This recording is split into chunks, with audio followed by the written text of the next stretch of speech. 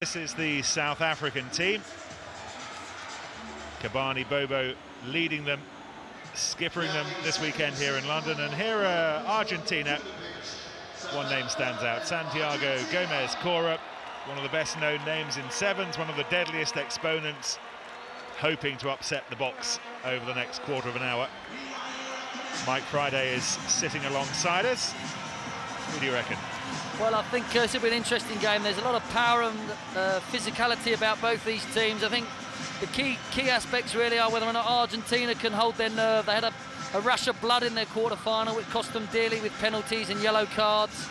And South Africa gave a very good account of themselves in their quarter-final. They defended valiantly, they just run out of steam. So if I had to put my money on somebody at the moment, it would probably be South Africa just to nip it at the end.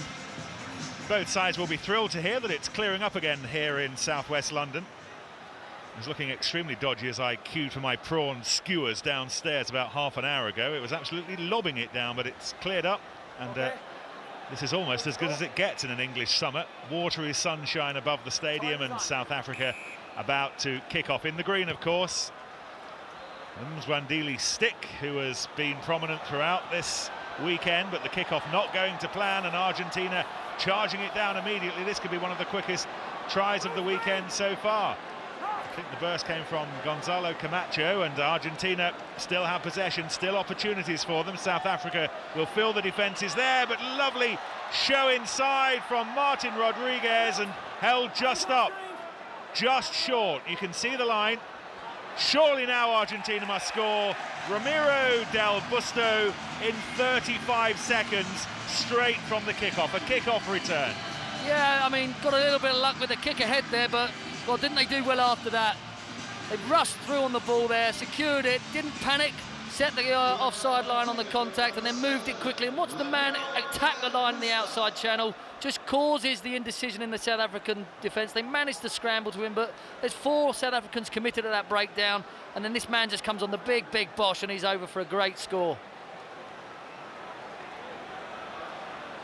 Yes, very often just by providing yourself as a support runner, you're creating the confusion which is all that's needed for the try to come. You don't sometimes get the ball, but just by being there, your very presence confuses the defence or has the defence in two minds, and that's what happened to South Africa there. And that's a great kick from Rodriguez, adds the 2 points to Busto's try, and well, it barely gets better for the South Americans. A minute gone, they lead South Africa by 7 points to 0. Yeah, it'll be interesting here now whether or not they put the ball up on the South African number 6 there, Schalk van der Merwe. They're positioned, they're looking for a one-man lift. If they can put some pressure on this kickoff, even get enough height on it, they might disorientate the South Africans a little bit more. Argentina qualifying with Fiji from their pool yesterday. They opened up proceedings, you might remember if you were with us at breakfast time yesterday, against Fiji. Battled their way to a 19-all draw, but they didn't battle their way to a draw with restarts like that. That was awful. Yeah, vital part of the game. You score a 7-pointer, first thing you want to do is put pressure again on the opposition, and they've given the South Africans a free ball.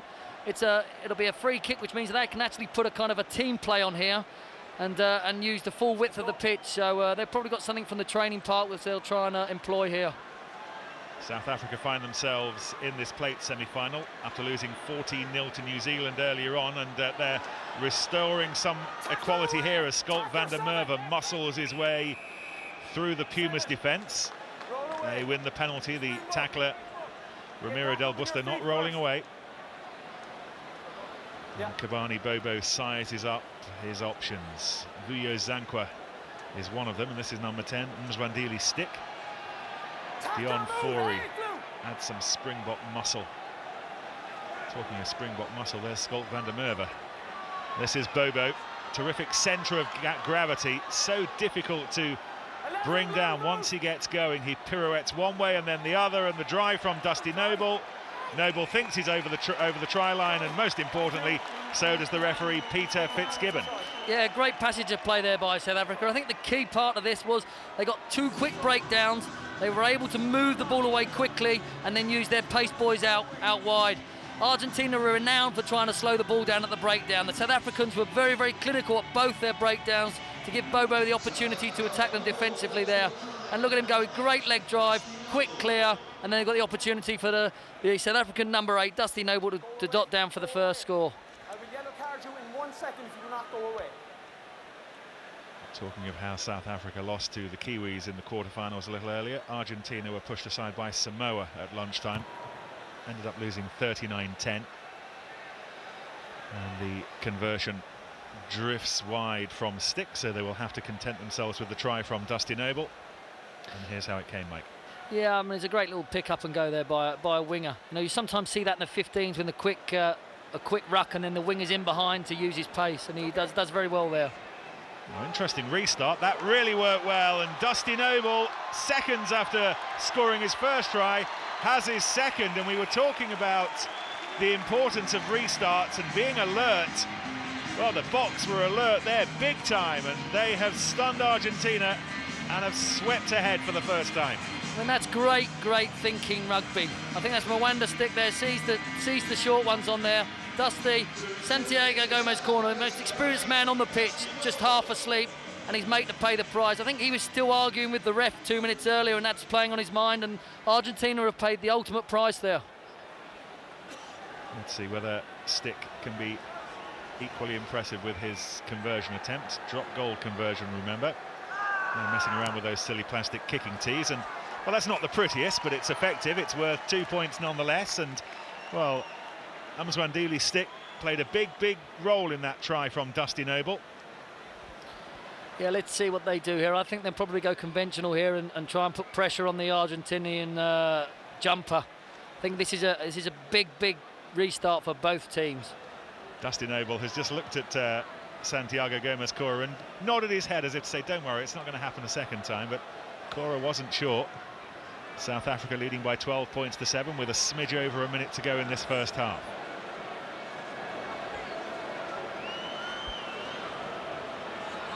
This is Vuyo Zankwa. Hands up. It's okay. Oh, stolen by Argentina. Alejandro Abadi. Ball was knocked forward. Referee playing the advantage. And they'll come back for that knock on. Dion Fourie knocking the ball forward. South Africa made a great start to this Season 7 series. They won the opening round in Dubai in the rain. They beat New Zealand in the final. Then they reached the final on their home turf in George before they lost to the Kiwis in the reverse. They're currently 4th in the standings.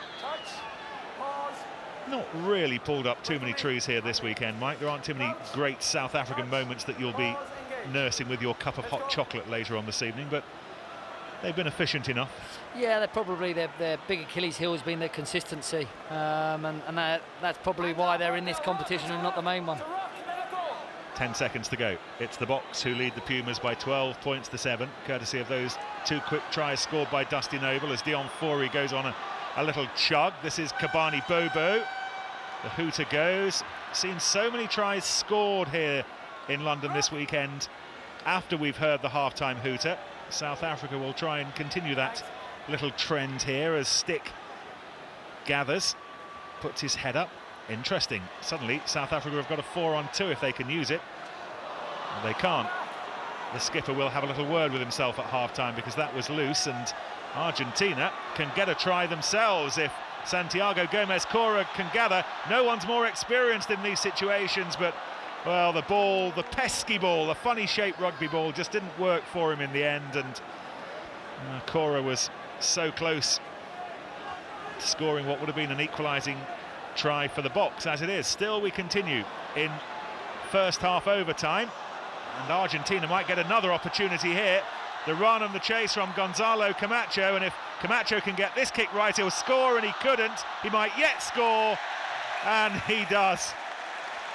Well, we seem to have had about 5 minutes since the hooter sounded, but it's given us cracking entertainment, and it means that we're all square at 12 points apiece. Yeah, we have, and I think the inconsistency of both teams has added to that enjoyment and excitement.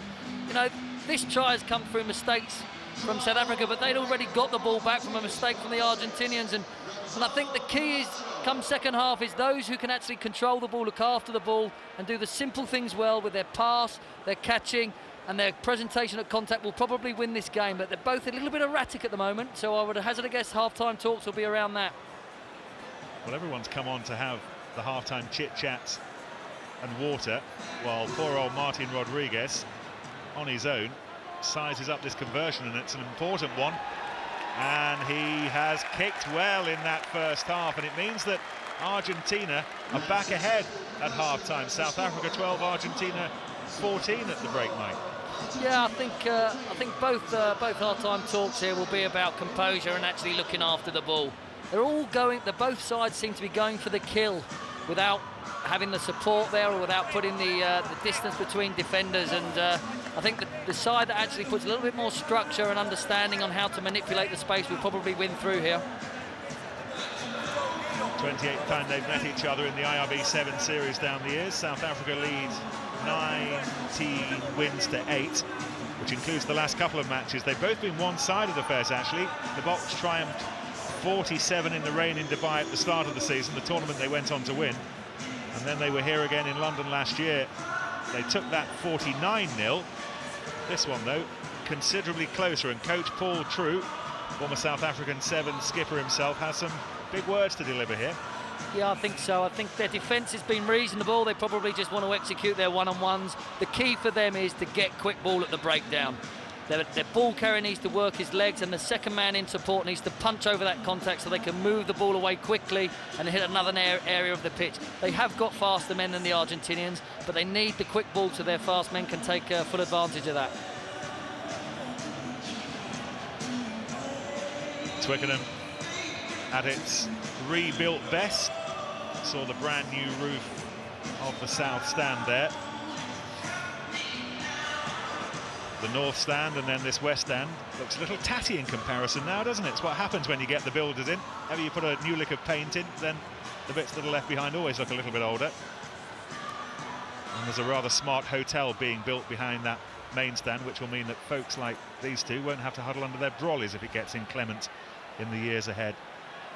This is rapidly becoming one of the best sports stadium in the world, not just a rugby ground. It's a terrific complex now.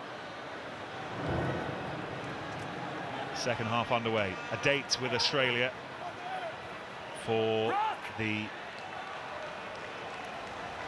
plate awaits the winner of this match. Argentina leading by 2 points. Argentina penalised for coming in the wrong side at that maul.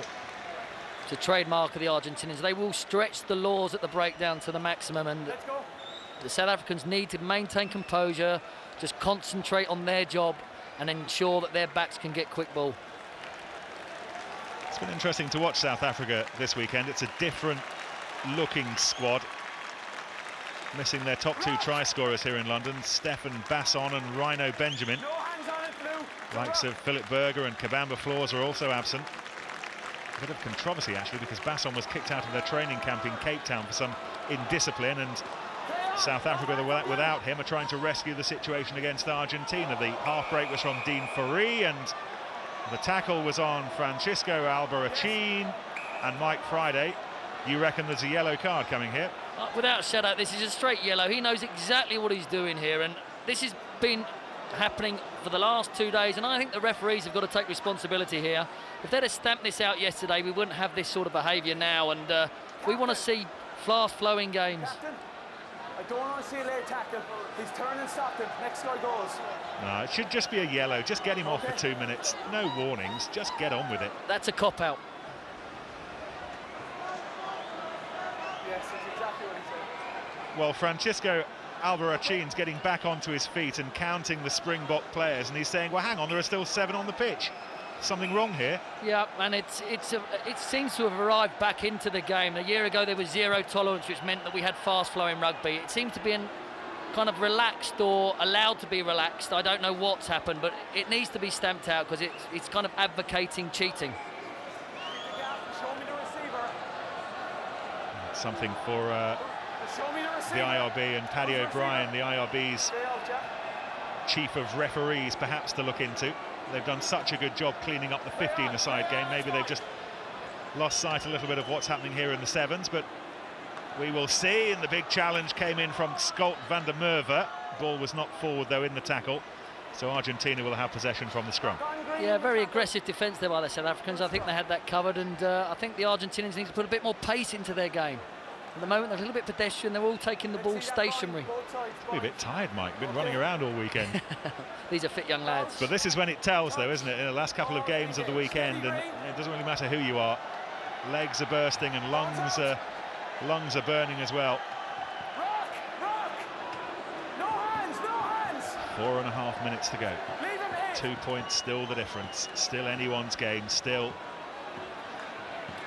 Australia don't know who they'll be playing in the final of the plate. Tackle one, blue move. Oh, that's well played. Oh, very, very nearly. Carlos Elder thought he was on a run to glory. I think it's very tight at this breakdown. Ooh, did he have his hands on? It's a tight call. You walk the tightrope at those breakdowns. Some you win, some you lose, and the Argentinians are big on that part of the game. Gio Aplon has come on, the man with the headgear. There he is. Ball goes backwards, and Francisco Albarracin gathers for the Pumas. Having a number of scrums, and both sides look tired, don't they? Yeah, and you know, this is how crucial the kind of fitness and the mental strength that is required to play sevens when you get to the semi-final, final, because this is when it really matters. And for a young player to experience that pressures and stress, it's massively important for their development, and actually stands them in good stead, because they could be playing for their 15-a-side team in 3 or 4 years' time, 83rd minute of a game when it really, really matters, and you need a drop goal to win a World Cup, maybe. This is where the use of the bench will be important, and both sides have made replacements in that little period there. MJ Mentz has come on for South Africa. Santiago Bettini has been summoned off the Argentine bench. 3.5 minutes to go, 3/4 of the way through the match, and South Africa breaking away with the ball inside to Dean Fourie, and Dean Fourie scores the try that puts the Boks back ahead in a seesaw game. Yeah, very interesting in that scrum. I think there was a little mistake there by the Argentinian scrum half, and Moanda Stick, I think it was onto it in a flash, and great work by Dean Fourie, who I think was the hooker at the scrum, to get out and get in support. So great work here, great pick up by Moanda. He's out there, he's supporting, he pins his ears back and he slides in for the score to put the Springboks ahead. There he is, experiencing his first taste of the World Sevens Series, plays for Western Province and in the lovely Cape back home. It's warmer on the Cape than it is here in London today.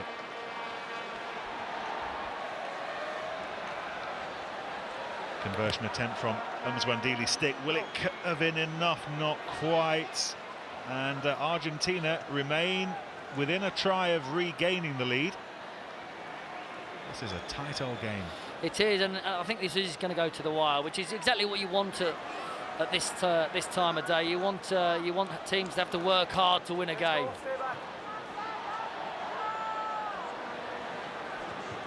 Stick with the restart. It was a low skidder, wasn't it? It was inviting the mistake from Santiago Bettini, but he clung on to the ball. Minute and a half to go. Just see the South African six there, Schalk van der Merwe, working so hard to keep that ball up, and he's done immensely well there to hold the Argentinian forward up to win the head and feed for his team. Great work, great work. Goes unseen in the sevens sometimes how important these big forwards are in terms of winning the ball and actually slowing down opposition's ball. It's all right having speedsters, isn't it? But you need at least 3 big men in the front row to do the spade work. It's like anything. You need boys that are prepared to work hard. You know, piano pushers, piano players, I used to call them. What were you? I was an orchestrator, I think. Oh, Gio Aplon was caught up in a Puma sandwich there, but it might not matter because Umbayozo is there and he fluffs it as well, knocks the ball forward, and that was the opportunity for South Africa to close the game out. Yeah, big opportunity there for South Africa. Great little kick here by Aplon, fantastic. I don't think there's anything wrong with that tackle. He was committed, but this is great work by the Argentine. He doesn't give up, he gets a bit of luck, and he falls on it before the Moanda Stick can get to him. Let's go.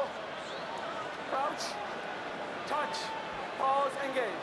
Big scrum this if South African can disrupt it, which they're trying very hard to, and Argentina under enormous pressure get the ball away. Remember, a try for them would win them the match, and they're very, very dangerous on the break. This is Cora, clever little chip through. It's a chase for Albarracin, who kicks forward as well, but the ball is gathered up by Gio Aplan, and in the dying seconds South Africa can seal it here.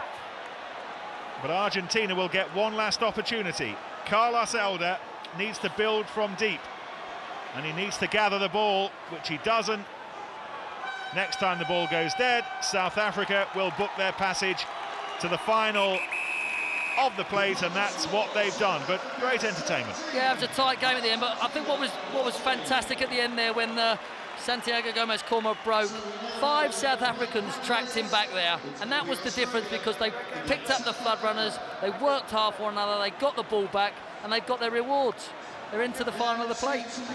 South Africa 17, Argentina 14. The final of the consolation prize, if you like. The plate will be between South Africa and Australia.